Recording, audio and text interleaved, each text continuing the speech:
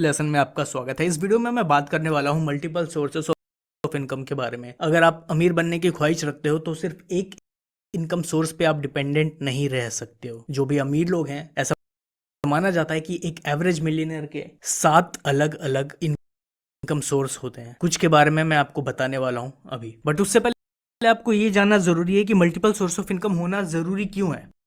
सबसे पहली बात कि ये ऑप्शनल चीज नहीं है। आज के टाइम में ये मैंडेटरी है, नेसेसरी है कि आपके एक से ज्यादा इनकम सोर्स होना चाहिए, क्योंकि अगर एक सोर्स फेल हो जाता है तो आपका जो लाइवलीहुड है उसे कैरी करने के लिए दूसरा इनकम सोर्स आपको सपोर्ट कर पाए। एग्जाम्पल जैसे आपने कोविड में देखा होगा कि बहुत लोगों की जॉब चली गई या बहुत लोगों की सैलरी रिड्यूस हो गई। जैसे जो भी एयरलाइन इंडस्ट्री में काम करते थे, air hostess, cabin crew and pilots, engineers, सबकी सैलरी रिड्यूस हो गई थी। तो बस रेंट में ही वो खर्चा निकल जाता था उनका, बाकी चीजों के लिए उन्हें सोचना पड़ रहा था। तो ऐसा सिचुएशन ना आए आपके साथ आगे जाके, इसीलिए आपके पास मल्टीपल इनकम सोर्स होने चाहिए। या कभी अचानक आपको बड़े एक्सपेंस झेलने पड़ जाए, हेल्थ इशू हो जाए, कोई मेजर ना हो, बट अगर हो गए तो उस केस में जो आपका मल्टीपल सोर्स ऑफ इनकम है वही सपोर्ट कर पाएगा। अलग अलग इनकम सोर्स के बारे में बात कर लेते हैं। सबसे पहला जॉब सैलरी, मंथली सैलरी जो आपको जॉब में मिलती है, ये बेसिक होता है, मैक्सिमम लोगों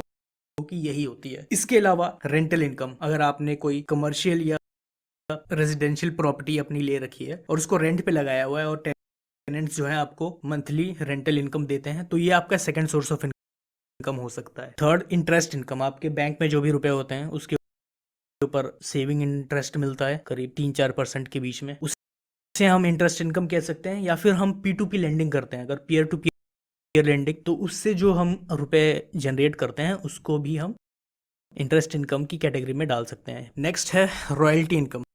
अगर आप कोई आर्टिस्ट हो, बुक ऑथर हो, म्यूजिक या ऑनलाइन कोर्स सेल करते हो, आर्ट क्रिएट करते हो, या फिर आपने कोई टेक्नोलॉजी को पेटेंट करवा रखा है, तो उससे जो भी रेगुलर इनकम आती रहेगी, जब भी आपका वो बुक या आर्ट या म्यूजिक सेल होगा तो आपको कुछ रॉयल्टी इनकम मिलती रहेगी, उसे हम रॉयल्टी इनकम कहते हैं। फिफ्थ हो गया हमारा साइड बिजनेस या साइड हसल से जो इनकम आती है। आपका कोई स्मॉल बिजनेस है, आपने साइड में चला रखा है, या फिर आप काम के अलावा फ्रीलांसिंग भी करते हो, तो उस इनकम को हम साइड हसल या बिजनेस इनकम में कैटेगराइज कर सकते हैं। सिक्स्थ होता है डिविडेंड इनकम। जो भी स्टॉक आपने होल्ड किया है, बहुत सारे स्टॉक्स होते हैं, जो कंपनीज होती हैं वो शेयर होल्डर्स को डिविडेंड देती है। स्टॉक तो ग्रो कर ही रहा है, साथ में आपको एक रेगुलर इनकम भी मिलती रहती है। जैसे मैं आपको अभी स्क्रीन पे दिखा देता हूँ, महीने में करीब मुझे भी 8-10 हज़ार डिविडेंड इनकम से जनरेट होता है। तो अच्छा, ये भी एक एडिशनल इनकम सोर्स हो सकता है आपका, अगर आप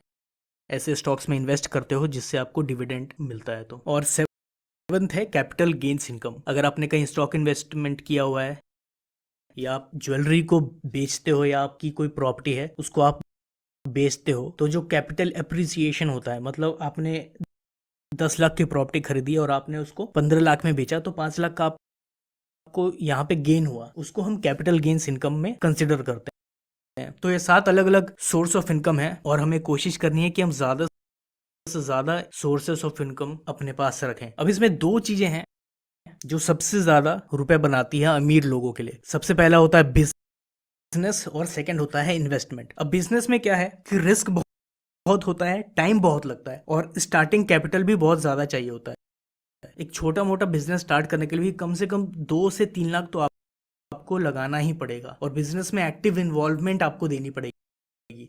ऐसा नहीं कि आपने बिजनेस को शुरू करके छोड़ दिया और अपने आप चल रहा हो। हाँ, बाद में आप लोगों को हायर कर सकते हो, बट इनिशियली आपको कोई एक अच्छा बेस सेटअप करना पड़ेगा अगर उसको सक्सेसफुल बनाना है तो। और वहीं इन्वेस्टमेंट क्या होता है, पैसिव होता है। आपने अपने रुपए लगा दिए हैं और उसके ऊपर आपको इंटरेस्ट मिल रहा है, या वो ग्रो कर रहा है, या उसका कैपिटल एप्रिसिएशन हो रहा है।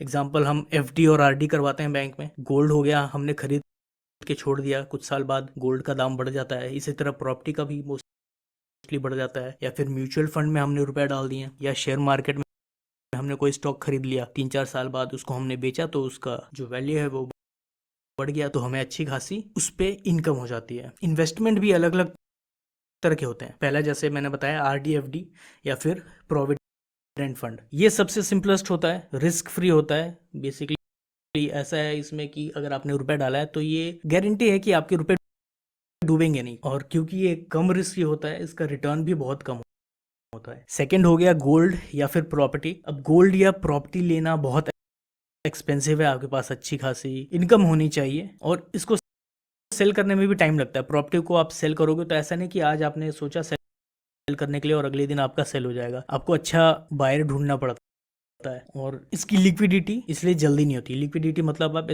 इसको कैश में कन्वर्ट नहीं कर पाते हो जल्दी।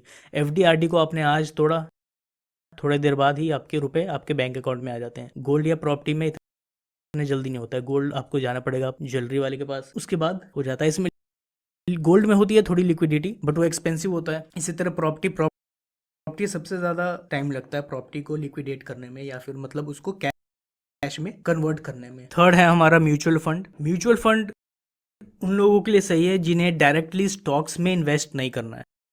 तो क्या होता है कि कुछ कंपनीज होती हैं म्यूचुअल फंड डिस्ट्रीब्यूटर या म्यूचुअल फंड मैनेजमेंट कंपनी बोल सकते हैं जिन्हें, ये क्या करती हैं कि बहुत सारे स्टॉक्स का एक पोर्टफोलियो बना लेती हैं। मतलब 10-12 स्टॉक इन्होंने पिक कर लिए और फिर उसको होल्ड करके रखती है बहुत टाइम के लिए। इसका फायदा ये होता है कि आपने अपना जो रिस्क है उसको डाइवर्सिफाई कर दिया है। अगर आप इंडिविजुअल स्टॉक लेते हो और अगर वो गिर गया उसका दाम तो आपके सारे रुपए गए। बट अगर आपने 10-12 स्टॉक का एक पोर्टफोलियो बना लिया है तो अगर एक स्टॉक गिरता भी है तो म्यूचुअल फंड में क्या होता है कि जरूरी नहीं कि सारे स्टॉक आपके गिर जाएंगे। 10-12 स्टॉक जो म्यूचुअल फंड कंपनी ने चुने होते हैं वो बहुत रिसर्च के बाद चुने होते हैं और किसी का भी अलॉटमेंट इतना नहीं होता है कि अगर 1-2 गिर भी गए तो आपका ओवरऑल पोर्टफोलियो ठीक ठाक रहता है, पूरा पोर्टफोलियो नहीं गिरता है कभी भी। तो म्यूचुअल फंड लेस रिस्की है बट इसके रिटर्न्स भी एवरेज रहते हैं। वहीं स्टॉक्स जहां सबसे ज्यादा रिस्क है और रिटर्न्स भी